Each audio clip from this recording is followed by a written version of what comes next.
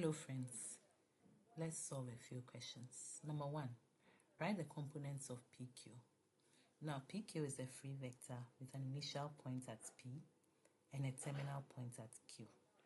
We are not given the components, but we can estimate the components of the vector PQ using the grid lines. We will say that 1 centimeter represents 1 unit. So first of all, we'll move along the x-axis. Rightward movement along the x-axis is positive and leftward movement is negative. So to get to Q, we are moving to the right. Let's go. 1, 2, 3, 4, 5. And we are directly on top of Q. So we have 5 steps to the right, meaning that our x component is positive 5. Now to get to Q, let's move down. 1, 2, 3 steps to the bottom. Now, downward movements are negative, and so our y component will be negative 3. That means that the vector PQ will be written as 5, negative 3, or 5i minus 3j. Question 2.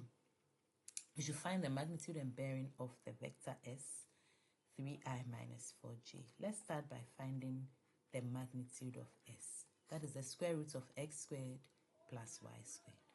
Root of 3 squared plus 4 squared.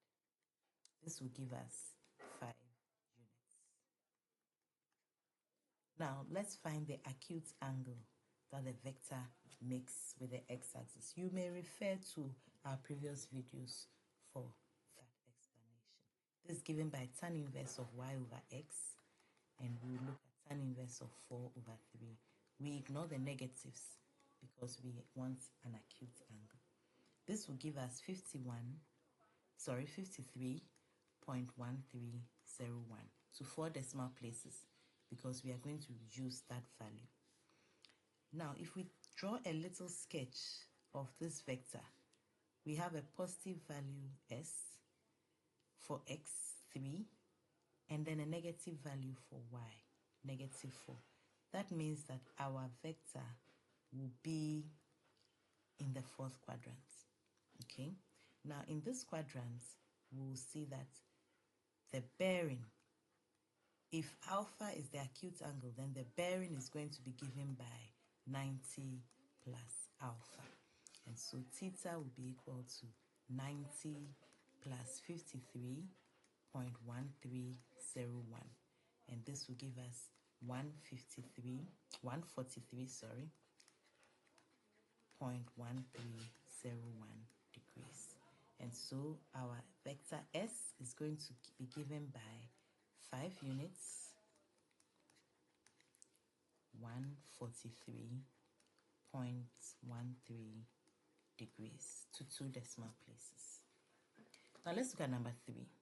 We are given the magnitude and bearing of a vector, and we have to find the negative vector. Now we know that the formula would be theta plus 180 if theta is less than 180, and then theta minus 180 if theta is greater than 180. The magnitude of the negative vector remains the same. So in this case, our bearing is less than 180. So we are going to have 60 plus 180, and this will give us 240 degrees. So therefore, our vector BA is going to be 9 kilometers, 240 degrees. I hope you're able to solve these questions on your own. Thank you.